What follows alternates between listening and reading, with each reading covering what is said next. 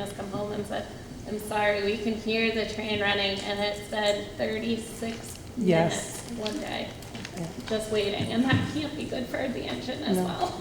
No, definitely not. All right, well, thank you for coming. Thank you. Good night. A continuation of the facility report is the walkthrough dates. Let me see if I can find those here.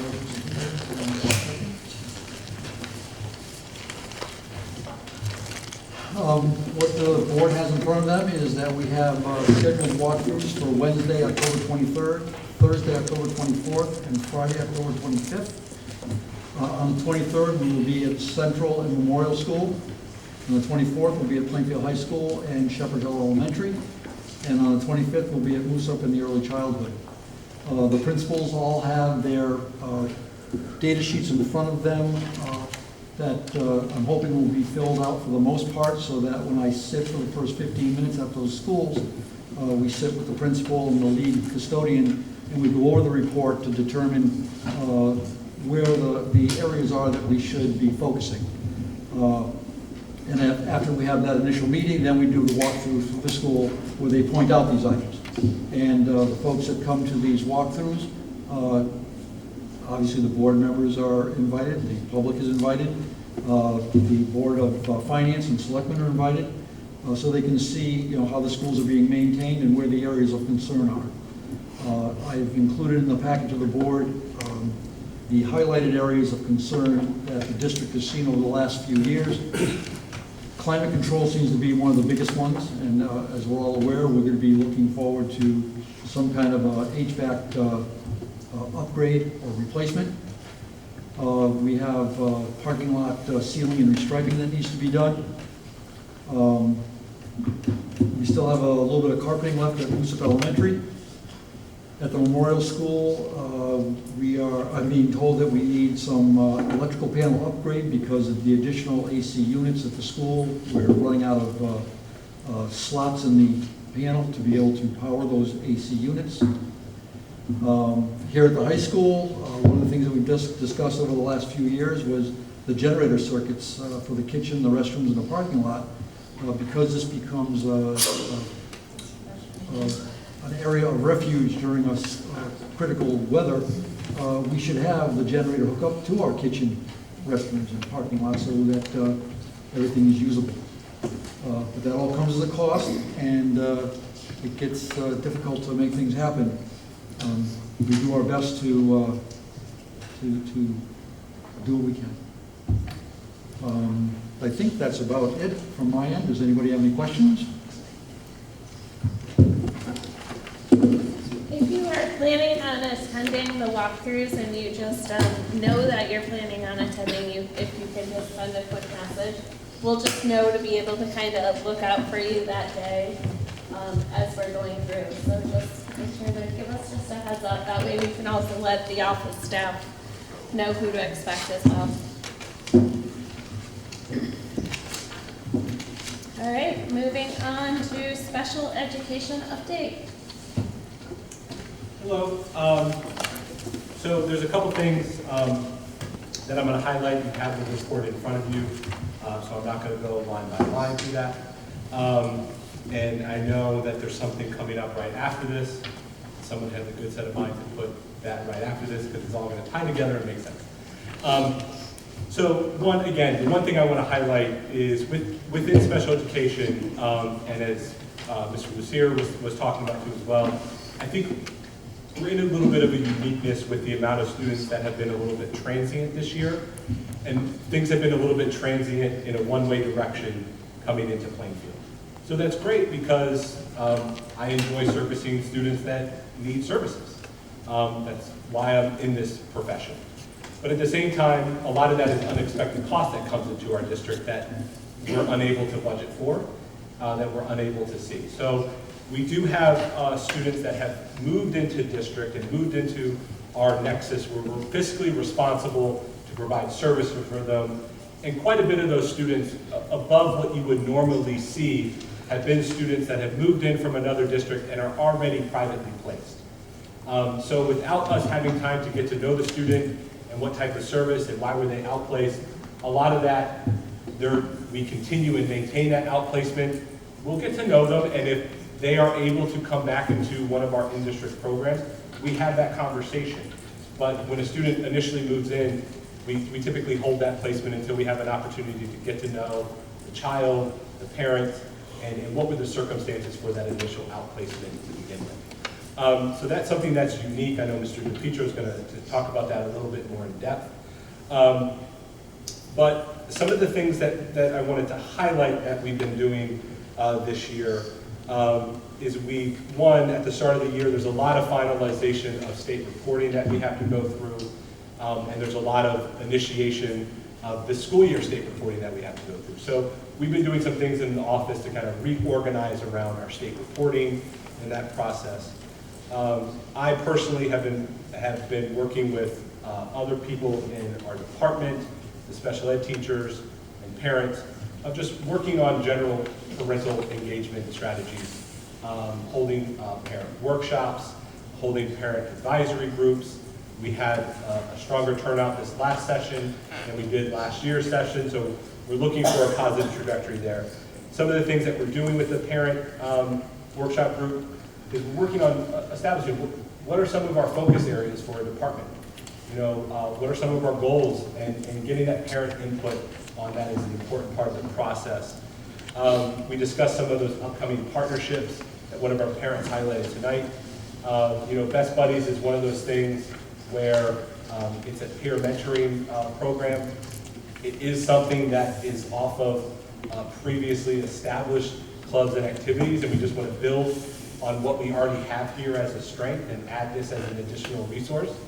And even while I send that out, I get responses from staff and special ed teachers at the middle school said, we were approached last year by some of our students, and they wanted to start their own program, and I want to talk to you. And so we're just looking to build upon those peer interactions and relationships within our school.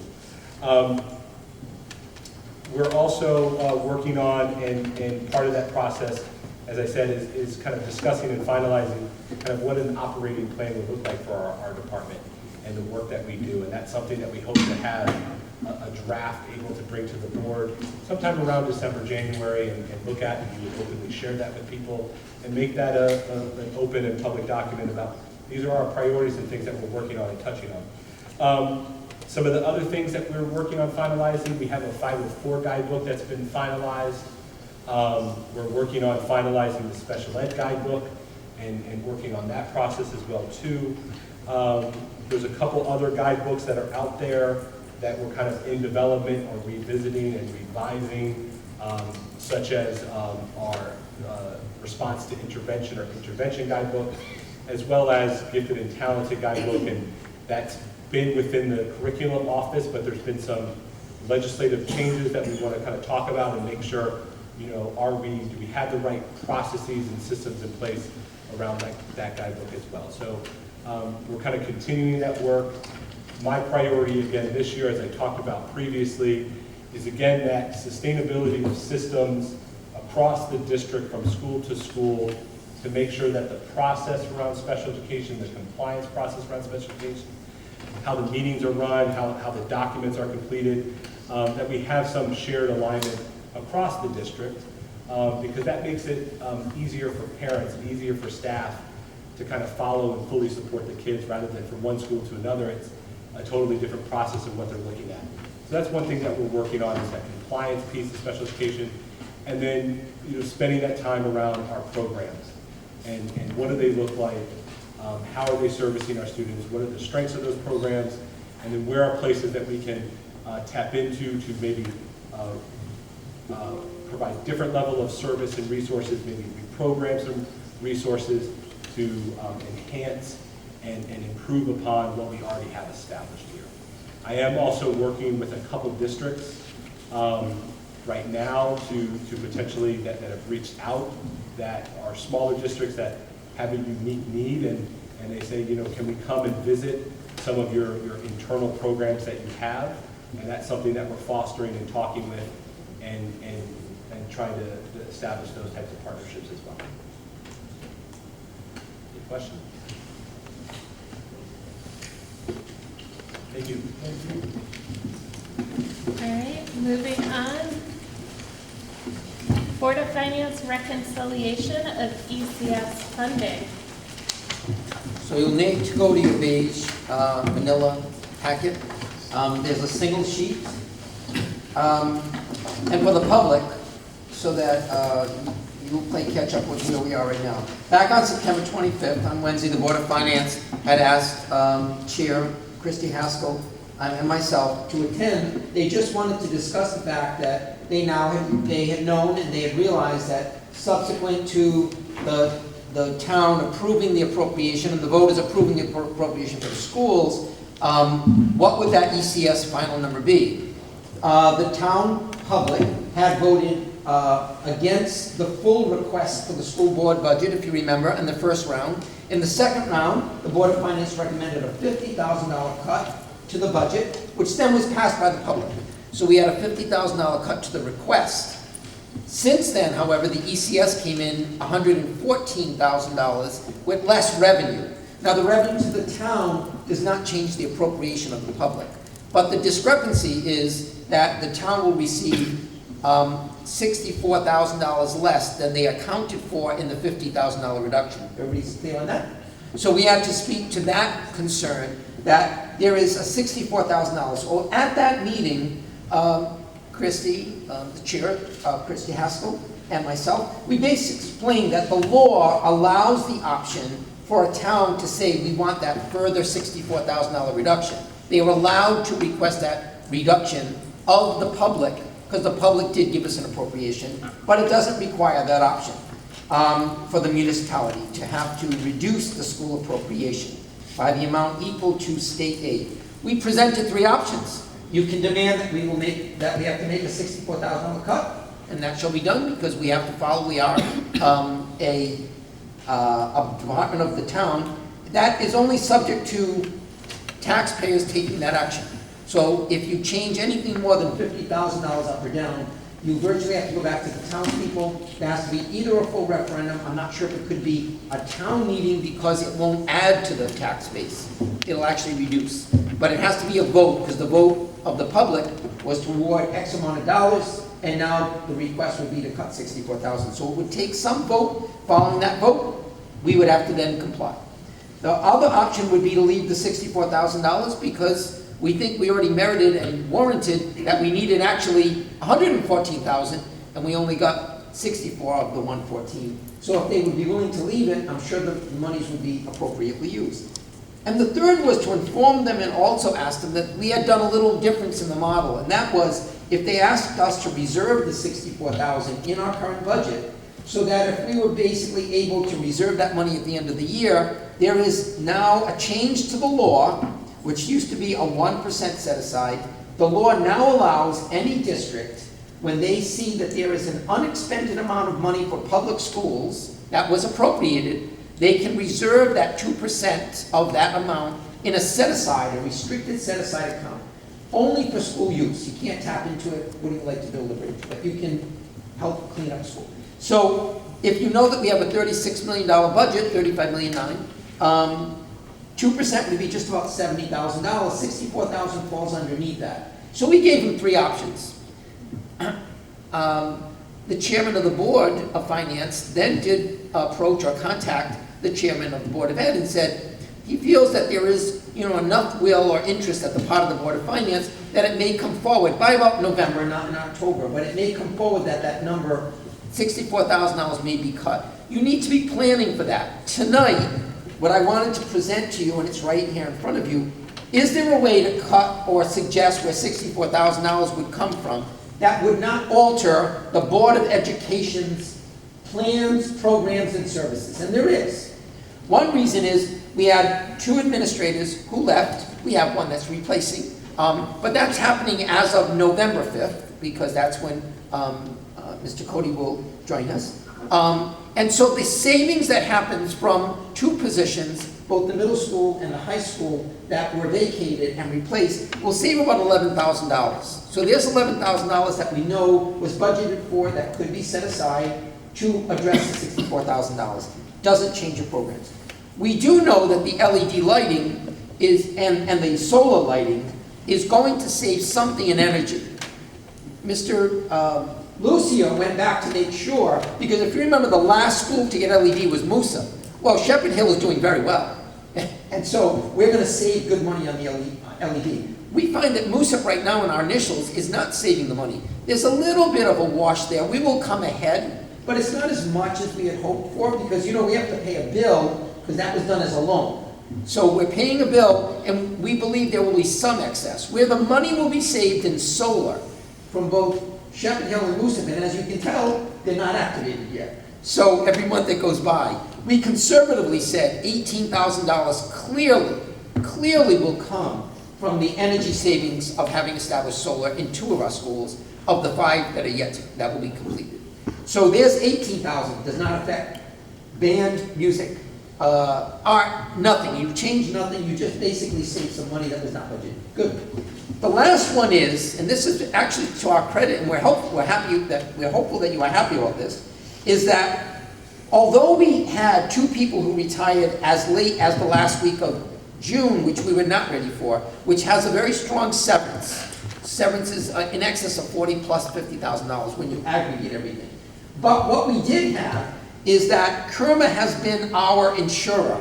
It is a cooperative insurance. Because the town's share of the expense for insurance has always been weighted more equally with the school, but in fact, they did a reevaluation of where the costs are coming from.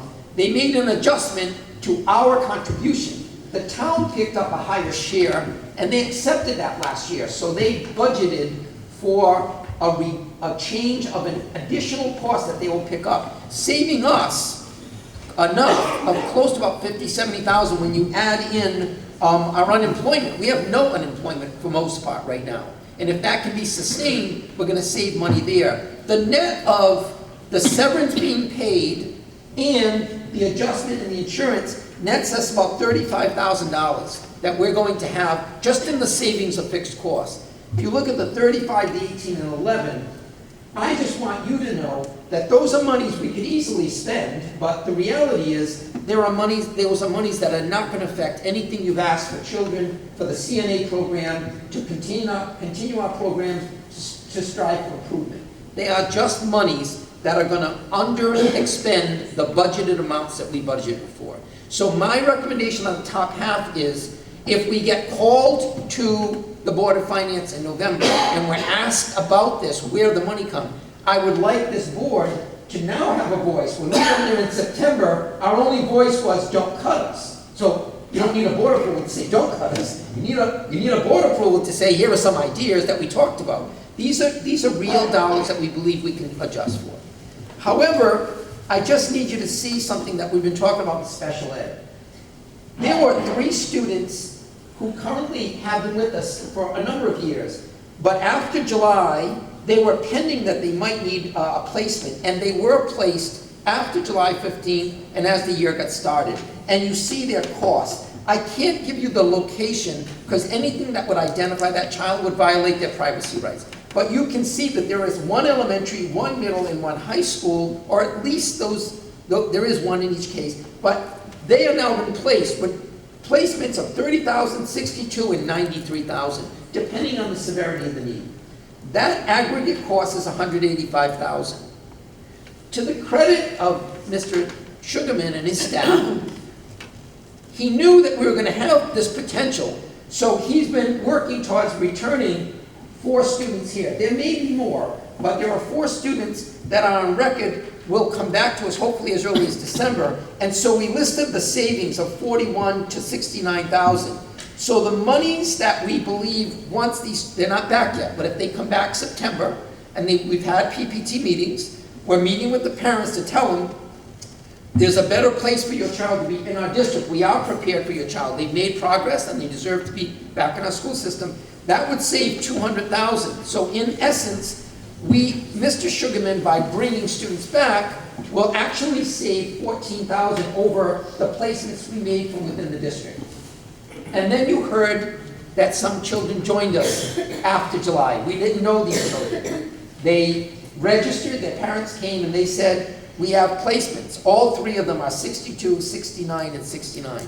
We cannot change the placement when they come to us. We only can work with that agency once we get to know these children to see if maybe we have a program here that we can bring them. You can't disrupt the child's learning. The program is in place. It's authorized by law, by their IEP. So we have 3 new children that total 200,000.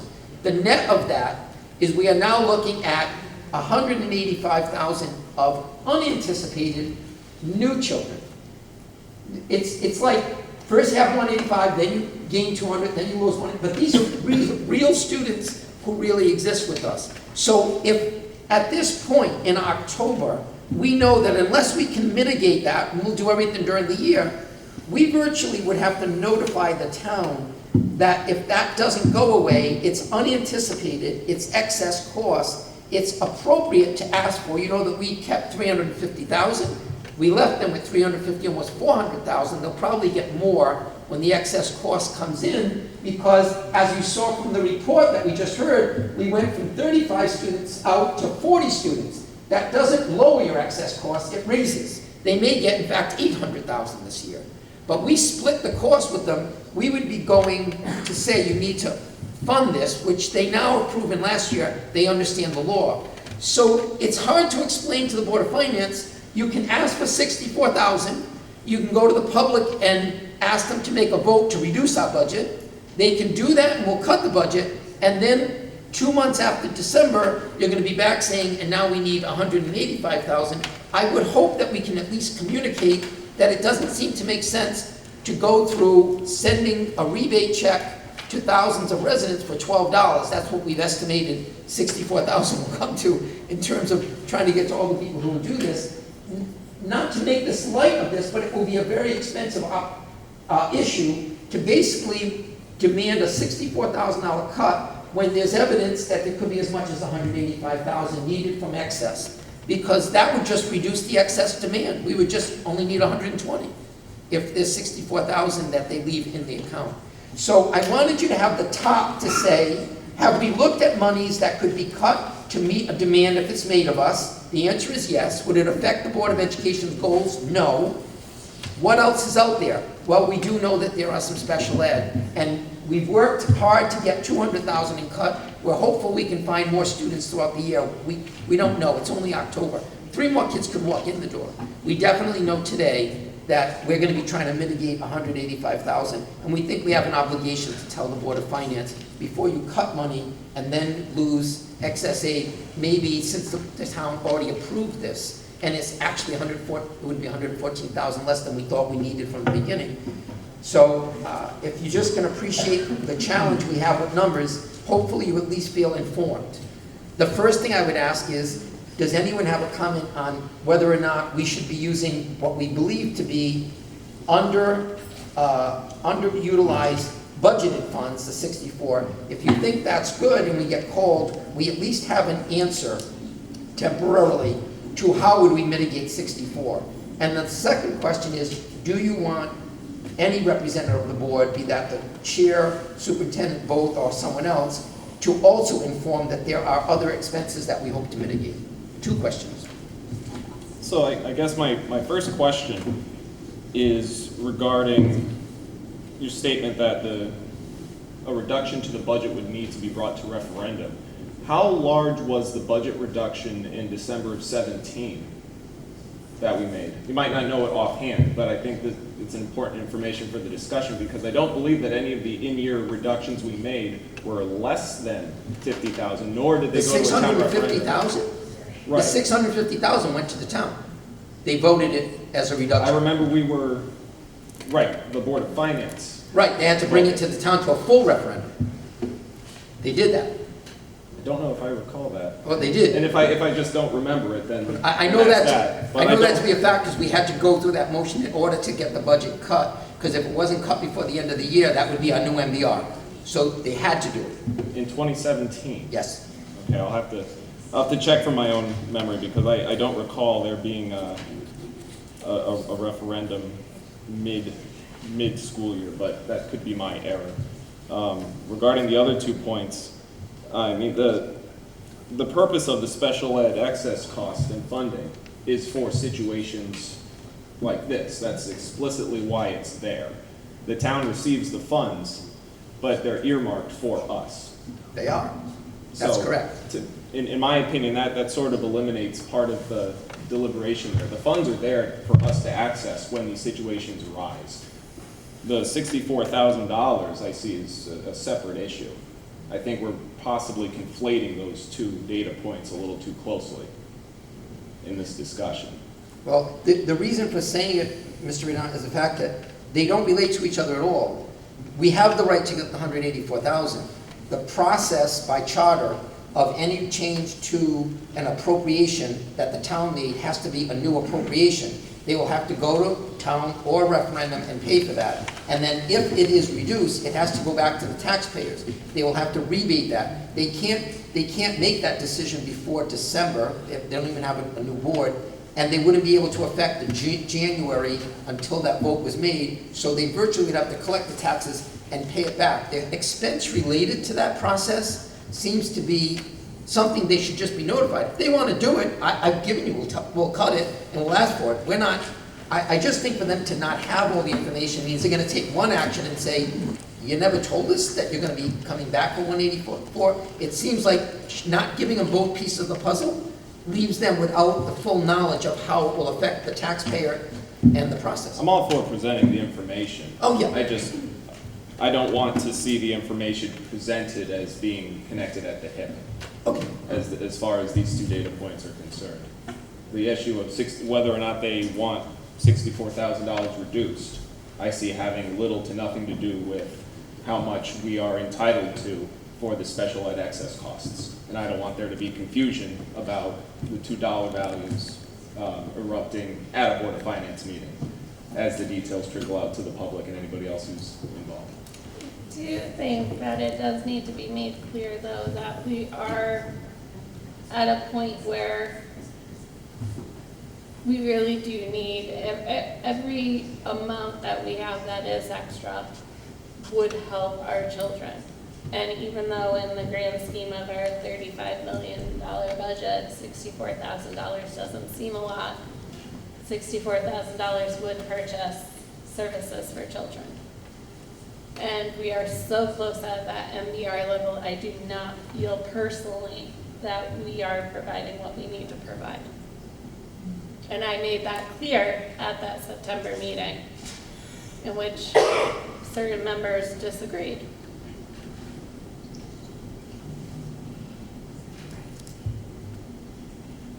Do I understand we're just looking for permission to bring this information to the Board of Finance? That's all we're doing here today? Right. The first piece is that the Board of Finance called us and they just said they wanted information.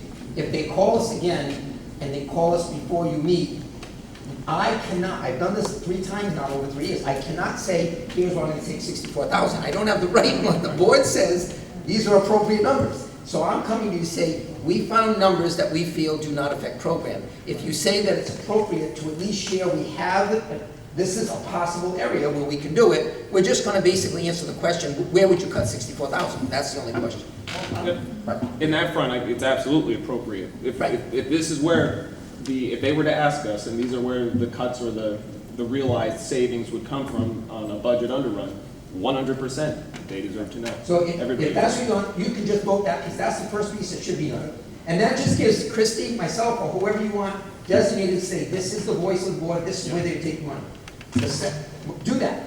Let's get that one out of the way. Either the superintendent or Christie, the Board of Ed chair, to advise the town with regards to where we would take savings to amount to $64,000 as listed on this memo dated October 7, 2019. I'll second it. Okay, motion's been made and seconded. All in favor? Aye. Aye. All opposed? Any abstentions? Motion carries. That's good, we're good. So, and I don't care if you don't do the rest. The only other part is, in that conversation, and I think Mr. Redon gave a clear explanation that he felt you don't time it if you don't say one affects the other, and there can be more discussion. I just need to know if the board feels they want the issue of even brought to their attention, so they understand that there is Well, a I potential. think they need to know. It doesn't mean they have to deal with it any way they They would want. absolutely I'm need to actually know. going to. They need to know. I'm going to suggest that come December, we've appeared at the Board of Finance meetings. I'd like to invite them to our December meetings to discuss this. If they're watching, and I hope somebody is, they're gonna know anyway, so I mean, if we're gonna let them know. I would just like to have them here to address this. We've gone to their meeting, I think as a full board, to have them at our December meeting, because I know their November meeting is going to occur on the same day as our November meeting because of the election. So I'd just like to encourage them to come to the December meeting, and we'll open up this discussion then. It's probably worth mentioning too, just to add on to the $64,000 question, because that is a reduction in the ECS funding. If the Board of Finance took no active role in this decision-making process and they tabled it, come the end of the year, we would be going to them to ask for the funds, Yes, correct? So better to deal with this much sooner Right. upfront than pushing this all the way out to May and June like I just find happened. that the Board of Finance made a political promise that at least they would look at this, you know, that the $64,000 could be a possibility. They have an obligation to do it. If they then exercise the cut politically rather than financially, I think what it does is challenges them to show that they've been given all the information. I think given them the information, whatever action they take, you know, we're a department. So forgive me for the thought exercise, but if I understand this correctly, if us deciding that we would reduce this at the request of the Board of Finance would lead to a town referendum. If we didn't expend the funds and nobody acted on this and we got to the end of the year and we needed the $64,000, that wouldn't go to a town referendum, would it? Any change to appropriation, we can ask for 50,000 with no referendum, and the board can say, just take it. Right, And is that coming from the Plainfield Town Charter? that's from the charter. All right, because as I understand it, that's for previously appropriated funds. Correct, and this was all appropriated. Correct. Right. All right, I'm just making sure I've got all the. Right, All so the even points in line. if they cut the 64,000 and then we found we couldn't live it at the end of the year, you still could ask for 50, but not 64. To go to 51,000, and I worked with Paul and I checked it again when we had it the last couple of years, you must go to referendum if it changes the tax rate. It does. And the reduction is unique, because you'll notice that we just asked the public, the town asked the public to give us $568,000. They asked the public. They didn't go to referendum because it was not going to be added to the tax rate, because it was not going to be expended. So they did it at a town meeting, which I questioned on the charter side. The charter says any change of more than 50,000, but there may be that caveat that says if it affects a tax change. So they did it at a town meeting, not at referendum. That was the first time in my history of 8 years that it was done without a referendum. It's funny, sometimes semantics matters, but your use of town meeting, I think I'm recalling the previous process a little more clearly now, not referendum. When you say referendum, I'm thinking ballot boxes going. That's what I'm to saying. vote. The referendum. Town meetings. The referendum is a full vote, and you have to do it on a statement, but the town meeting supplemented it because it didn't affect the tax change. This one would affect the tax change, but it's to the good of the taxpayer if they do it. So there's the caveats of the charter. But I have a direction from you that we should at least bring this information forward. Absolutely. The answer is the 64, we have it. If the other information is for the information only. Do what you want. Do we feel that we need a motion to share the excess, or our anticipated need for the excess cost as well? I think we should just invite the Board of Finance to our meeting. Not that I disagree at all with that, but it's nice to be able to read things into the minutes We need a too. motion to share the other information, to let them know. I mean, they're gonna be getting funds because of the excess, so we can let them know. They're gonna have to give us a portion of it. I can tell you, if you want to know the technicality, you have this in public right now. It's now a public record. So sharing this is no longer required by the board. It's a nice thing when you say, let's share it with them, but it is a public record. Like a lot of things, it's nice when it's Right, official. right. Share the public. What's that? You can make it official. It's nice when it's official. Okay. All right, new business, ratification of the secretary contract. Is there anyone that wishes to go into executive session to discuss anything within that contract? Or ask any questions? Hearing none, you have the contract in front of you.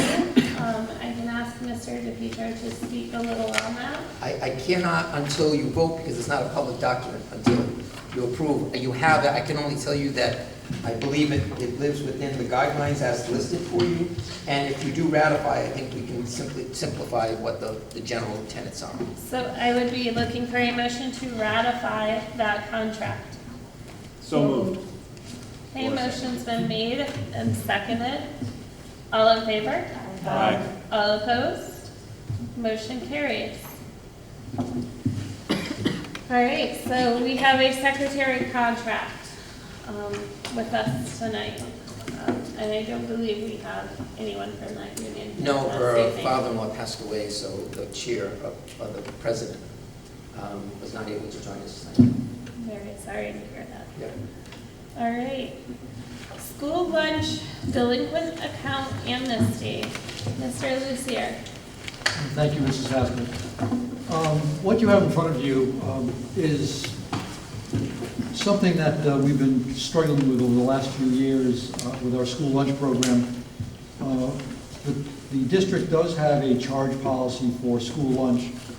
But what's happening is, because we are part of the National School Lunch and School Breakfast programs, we follow guidelines by the USDA.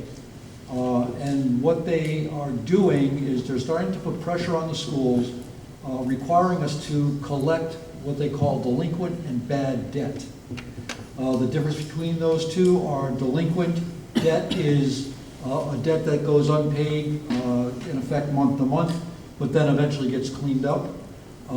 Bad debt is something that goes on beyond the end of June 30, and we have no anticipation of collecting that money. One of the things that we're going to be audited on is what our balance is on the unpaid lunches. But I want to make a positive point here. Our school lunch unpaid balances for June 30 was only $2,400. And I say only because there are districts out there that run into the tens of thousands of dollars. I think it's quite admirable that our community feels an obligation to pay their lunch, and the families come forth and put the money on here, keeping this down to a relatively small balance. And I just think it's admirable that everybody's so conscientious about it. Saying that, as I said, we had a balance at the end of June of $2,423. We recently received a donation from a local community organization of $792, and we received other payments from families within the district that brought that down to $1,386. That's really a relatively small balance. However, there are bad debts, or not delinquent, there are bad debts equaling $991 of that $1,386. And what I'm requesting tonight, what I'm asking the board to approve, is a one-time amnesty payment against this bad debt, where I can use funds from anywhere within our budget to cover that $991.34 bad debt. What we will do, if they're approved, will be to monitor the delinquent accounts through the year, which is something I do on a regular basis. I believe the principals that are here can attest to the memos that I've sent to them in the past, where I ask them to reach out to the families that have the more significant balances. But we're kind of stuck between a rock and a hard place. We're going to feed the children. If the family decides not to pay, then that's just what happens. They just don't pay. But when the child comes to the lunch line, neither the food management company nor the Board of Ed will stop a child from getting a meal. So we're kind of stuck with this issue where there's a handful of folks out there that just won't pay their debt. But we'll continue to manage that, and we'll continue to try to put pressure from both the administration side and from the central office side. And for the most part, they do clean it up. So I'm asking for your approval for a $991.34 amnesty payment against the delinquent accounts. All right, so I'm looking for that approval of the amnesty payment.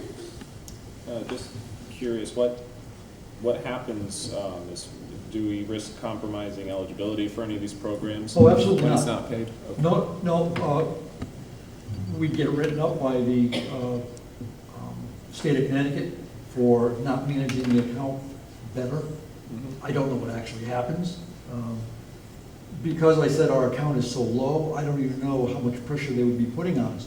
But it would just be a little black mark against us for not trying to manage it to the best of our ability. There may be ramifications where the federal government says, if you've got any bad debt, we're not giving you any more of your funds. And because we collect hundreds of thousands of dollars against this food service program from the state of Connecticut, it's in our best interest to try to do everything we can to appease what they want us to do. Are there any regulatory blocks that would prevent a charitable group or organization from making contributions to pay down bad debt or delinquent debt? No, that's exactly what one of these local community donations did. So they can literally write a check specifying this is what the money's to be used for to Plainfield Board of Ed? Exactly. And from my experience, I can tell you, there are federal sanctions that can be placed in a district that I was in, when you cannot even tie the attendance of a child who might be free lunch to the lunch that was taken. That's like the IRS, they freeze your payment. We're like a $500,000 payment in federal money. The monies are huge. And they freeze it because they're just saying, we can't justify it. So this is a new regulation. They want you to get to zero, which we're going to have to put a little more sanctions and a little bit more effort. We thought that to get to the one-time amnesty, we'll get rid of the bad debt and start working with the active debt, that we can say we need to recover this, and work with some agencies to help us come up with that money as is allowable. But the problem with this federal government is they're giving you a percentage of the money that you spend, but at the end of the year you haven't spent it all. So their number now is off what they were giving you. They're giving you payment for meals, and yet you're not fulfilling your part of the cost. So, so yeah, there are sanctions. He said, we don't know how bad they are. They can be pretty heavy. Well, Pretty heavy. Given the size of the federal dollars involved in it, I know that risking any of that would be really bad. Can I ask you, since we're doing this as a one-time amnesty, could we afford, and is there a reason not to, just have the amount be the $1,386? Yes, because the balance that you'd see of roughly $400 is for current year activity, and because of the way the model works, there might be 20 kids that have a $5 balance, so there's $100. But next month they may pay it off. You know, so it's a timing thing. And what I do, and I wanted to just explain this, thank you for bringing it up, is the model I do watches this month to month. And when I start seeing a trend, that's when I send my notes out to the principals and say, you know, please look at this student. There's, 3 months of no effort against paying this down. It's $6 and it's $6 and it's $6. It's like, okay, what happened? Why aren't they paying this? They're obviously eating. And, did they fill out the free and reduced paperwork? That's what my secretary is constantly monitoring. Do they make any effort? What are they buying? Are they buying just, ice creams and they're giving them to their buddies? And maybe the parents don't even know. So by me trying to alert the principal that there's something going on, they can then reach out to that family and let them know that we have a program in place called, I think it's My Payment Plus, where you can go online and look at your child's account and you can say, oh, I see Johnny bought 17 ice creams this past week. They can see it, and we try to educate them. So, yep. Some of the amnesty, Mrs. Urban, is people weren't able to afford it, and they didn't have money. We then encourage them to file. They're now on. Motion carries. Thank you. All right, Family Resource Center report.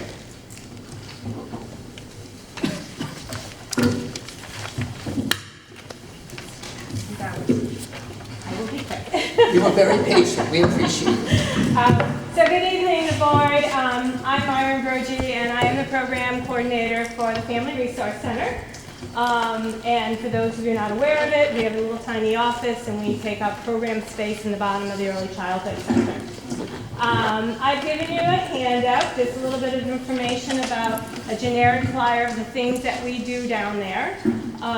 We are a grant-funded program through the State Department of Education. That's pretty much our entire, how we run. It's based off of the grant. Thank goodness for Rena, and she's not here. So we do love her. Just kind of a couple quick things to let you know. The mission of the Plainfield Family Resource Center is to nurture the healthy development of all children and families, strengthening the bond between the school, the community, the family, and to help all children be ready for school. So we are what we consider the first in the door, all right? So we're dealing with parents all the way from prenatal through infants up to before they hit pre-K. So we're taking that gap of families.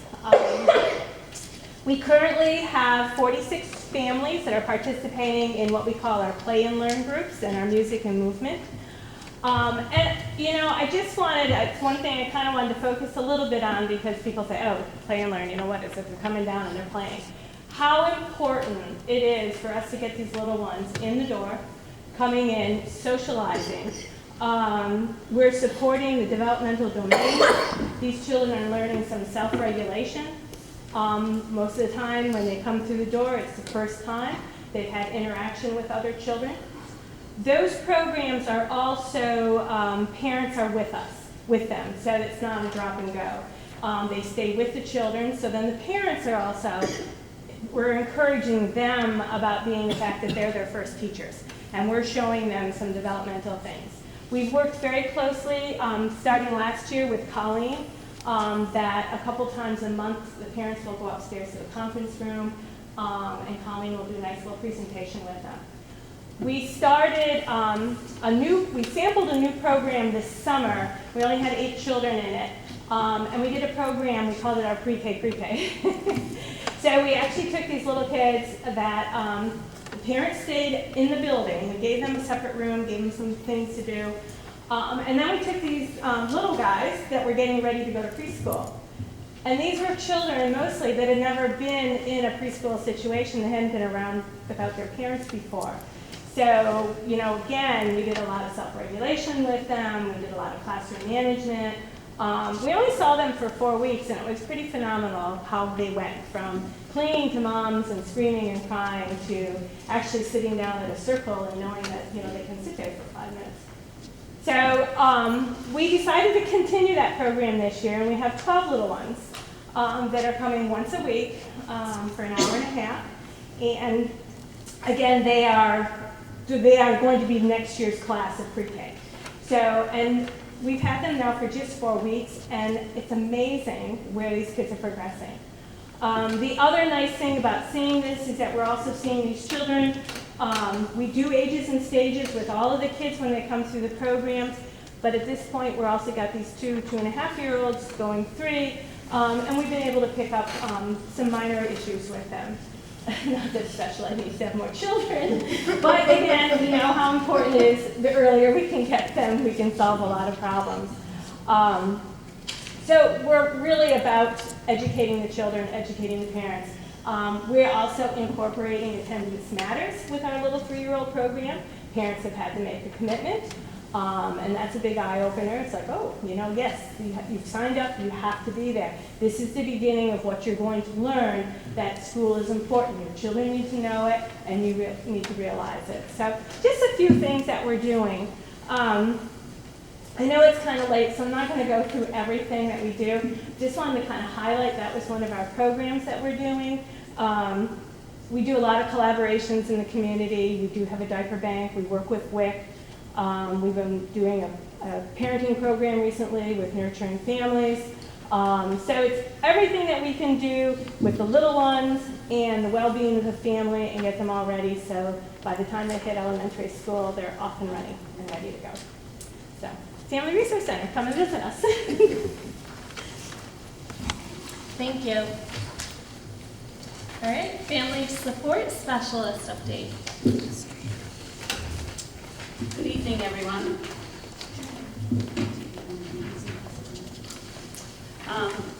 You know me, I'm always brief. But first of all, I just want to say, you know, last year we started this Office of Family Support Services.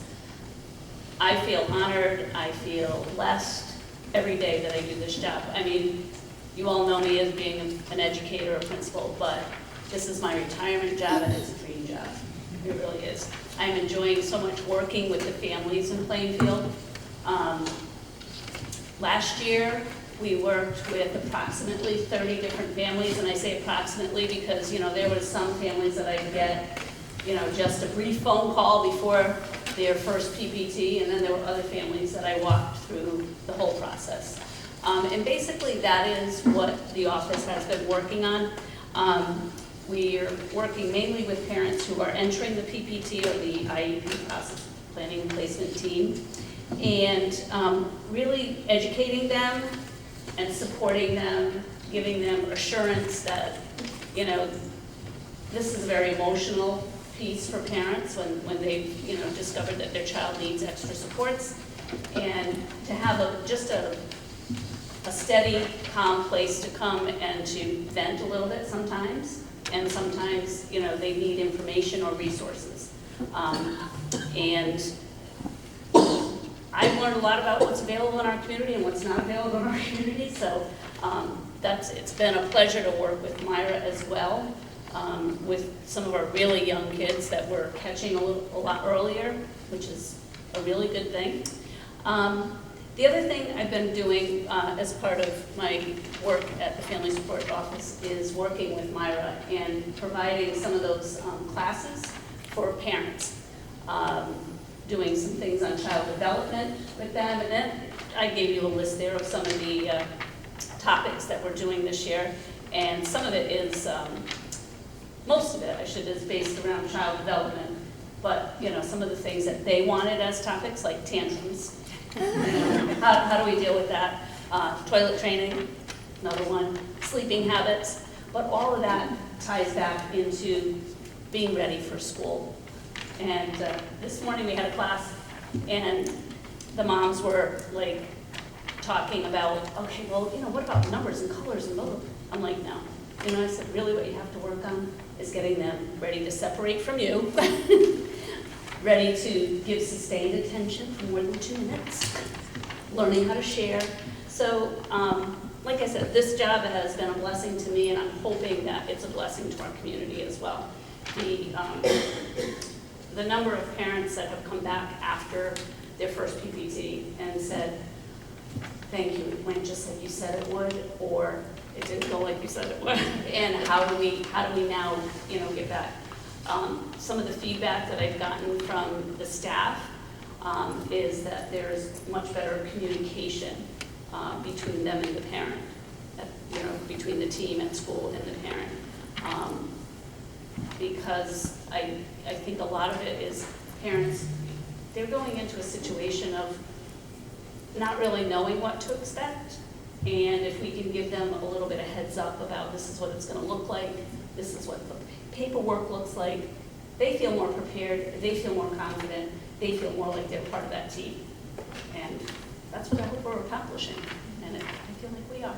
So, any questions about what we're doing and how we're doing it? The other thing Mr. Sugarman alluded to before is the Best Buddy program. I am working with his office on trying to help set up some of that more peer mentoring, which is hugely important. You know, it runs my family today, I don't know. But, so like I said, it's exciting to be a part of this and to, you know, be fulfilling a need in Plainfield. Thank you. Thank you. Can I just make a comment? I just think what you both, Myra and Kelly, are doing is wonderful, and I know you have your team. Just in my other world as a nurse and ER and all that, on the training I've been through, we've just found, and I know you guys know this, but just to touch on it for everyone, is that helping parents understand the developmental levels of their kids and what expectations are realistic can really decrease the incidence of child abuse as well. And so I know you're getting them ready for school, but I think you're doing a lot of other things in the process, and I just think it's awesome. Thank you. I have a deep love for the FRC because both my kids went through that program. And I have to tell you, the first day I dropped them off at school, I cried because they didn't cry. No. And it's because of the FRC. They felt comfortable coming into that building. They knew what to expect. They knew what circle time was about. I think you fostered a love of music with the FRC Music and Movement. I'm proud to say my son's 9 years old. He plays 5 instruments. Oh, my goodness. So, all right, superintendent's report. So I can do this rather quickly because I just want to give you some brief things. Today from 2:30 to 6 p.m., if you look inside your beige packet, which is why I can only do this because it happened today, you'll see that we were represented at the town's job fair from 2:30 to 6. We met with about 30 people who stopped by our booth, and it was Lisa and Jana who represented. They gave them, I have a picture of the two of what the booth looked like, a snapshot that we gave you. We have a brochure that told them that we are one of the larger employers in the town. We have 500 employees. We gave them an actual quick reference. This is only an estimate of numbers because the numbers change. But we showed them that we have 11 administrators, 190 teachers plus. We have 6 social workers, 3 psychologists, 8 guidance counselors. But we went right down to show them, people don't realize you're a school, everything is you teach. If you're in a school business, you teach. And they don't realize there are 500. We have a lot of jobs. We also showed them the current openings. We have 2 teachers that we talked about today. One we just filled for the speech language. We have another special ed that is pending that we need to do.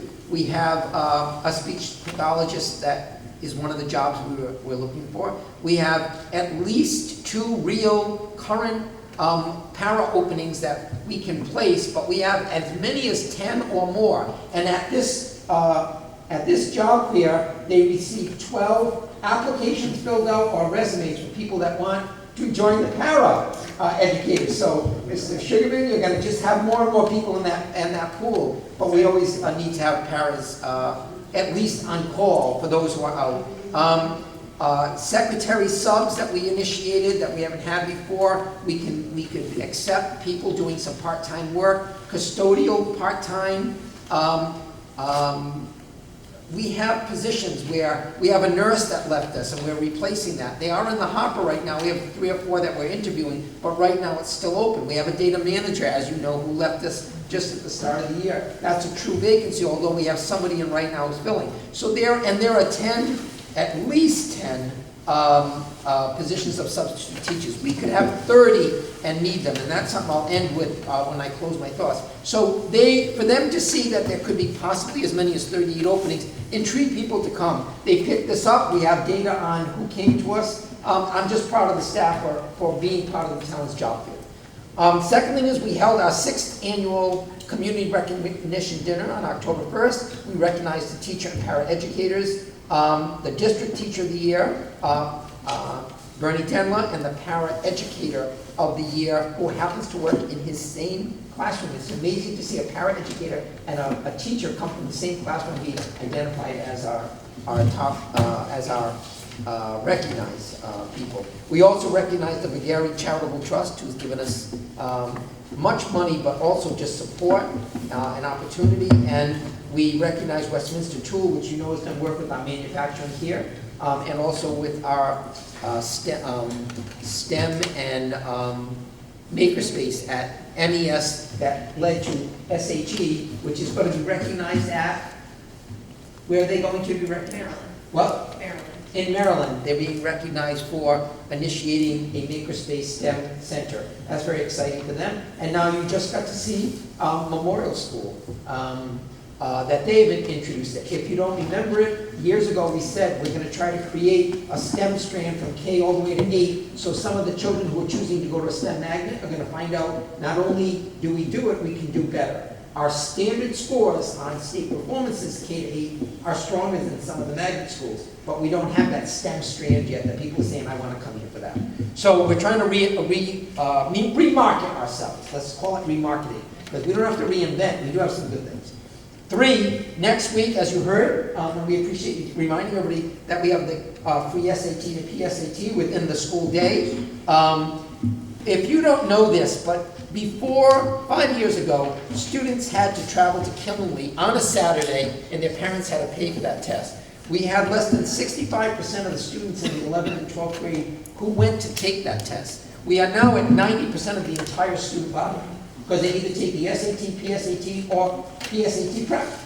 We have drafts of the activities. We really are planning, and if you want, I know you're aware of this, but the state adopted the SAT as the indicator of performance for our high schools in grade 11. So now we're giving students 3 years of access to that test before they take it as a state test, and it is helping a bit with their performance. Number 4 that I wrote for myself to tell you about some of the good things that are going on is we provided the opportunity today to visit the CNA classroom, and some were able to visit, and they can see it's in its foundation stages, but we have 2 beds and we have 2, I don't want to call them dummies, but Mannequins. okay, mannequins, because they're not dumb. They're not dumb. They're actually quite intelligent. They are in need of care. But, right. But they said there were very sad expressions on their face. But that's okay. Recently, 4 of the students who were in our senior class last year took a mini course on Para-Pro. So here we're showing CNA. We already know there are half a dozen kids in our manufacturing course. We're introducing that forward, and we're going to have them come next November, this November coming, to talk about CNA and manufacturing. You can see the high school as is. And 4 of our students who took the Para-Pro certification were recently hired by us into our para echelon, and they are well received by our teachers. They're working with younger students and people, but they were very excited to do this. And then Vinny, our own board, a liaison last year, got excited because his girlfriend happened to be one of the people who joined our Para-Pro, correct? And she convinced him, and he joined our para educators, because all of these students are going on to secondary long-term career goals, but they're saying, why shouldn't I make money while I'm doing this? So we're seeing that we're beginning to get a little bit of a name. My guess is that in 2 years you're going to hear that Plainfield and Plainfield High School is being seen as a district that is literally beginning to connect, not just are you career ready, but we're giving transitional career readiness to kids to walk out. I could be a CNA, I could be working in manufacturing part-time, I could be a para working while I'm running for a degree in education, and I'm going to still go for another long-term career. Because these are foundational careers. They give you some part-time money, they give you long-range money, or they actually can be a start to do pharmacy, nursing, doctor, any one of these things. So they are career enhancements. So I'm very excited to share with you that that's what's happening right now. The one concern I got to tell you about is, you know, folks, not tonight, but we will have to deal with the fact that we are running into a challenge with substitutes throughout the entire district. I came to you 2 years ago, I came to you a year ago, I asked you to either raise the rate, you've been trying to decide how do we really make it happen. We've tried some incentives, but we currently had, in the first 3 weeks of school, if you think of 200 educators, over 40 absences in the elementary and high school, and less than half were actually filled, which means people are trying to take time from themselves from their prep time. And in the case of one of the elementary schools, the reason it was less than half was filled, but half were filled, was because one person was out without a replacement because of her position. She didn't need to be for about 14 plus days. So it sounds like, well, half is not so bad. The only place where we're showing some evidence of meeting the need is in our 4 through 8, and more in the even 6 through 8. I can't tell you the phenomena. I can't tell you the reason. We do have 28 to 30 people on our roster. But when we have elementary schools that start at 9:15, and Canterbury and Brooklyn are opened up at 8:15, they get called, would you like to make $110? Sure, I'm going. No, I'll wait for Plainfield to maybe give me $85. Like, they're just not doing that anymore, like they want to be loyal. And then we know we hired at least 3 or 4 of our better subs. So we lose 3 or 4 every year because they're good and we hire them. So we drain because we hire.